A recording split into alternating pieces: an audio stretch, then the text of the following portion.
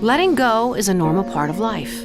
It begins in childhood and continues as we enter the adult world of responsibility, jobs, and family.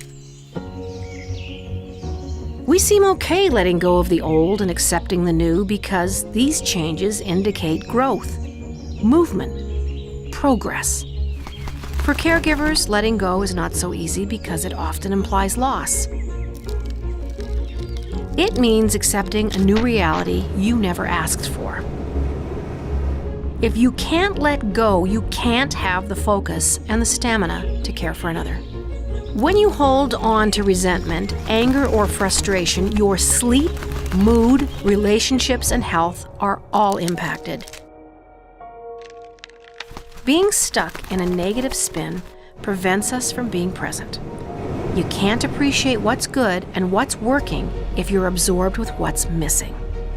So how can we, as a caregiver, get to a place where we're okay with the changes? Okay with letting go? It's helpful to acknowledge that losses and changes are expected and normal, and allowing the heartache that comes along with the loss.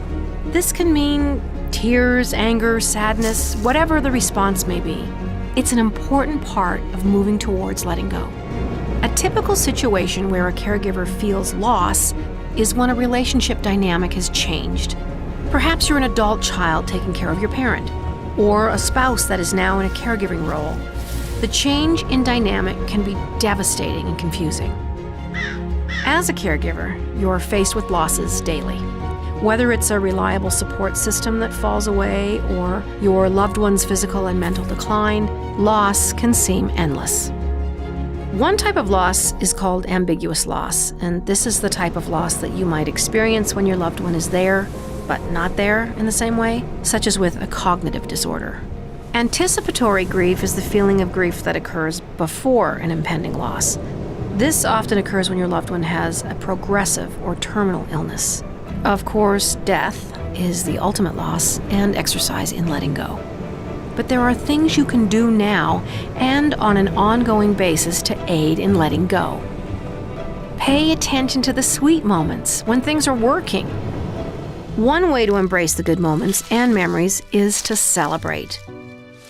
Celebrations occur throughout someone's entire life: birthdays, holidays, graduations. So why not simply celebrate someone's life while they are still living it? Gather friends and family to share stories in your loved one's presence so that they can participate and feel contentment. Equally important is self-love.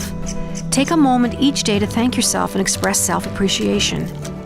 After all, you need to care for yourself if you intend to care for others. For caregivers, loss is expected, but creating opportunities for you to process your feelings and remember the joyful moments will help you let go of the uncontrollable and breathe in the love.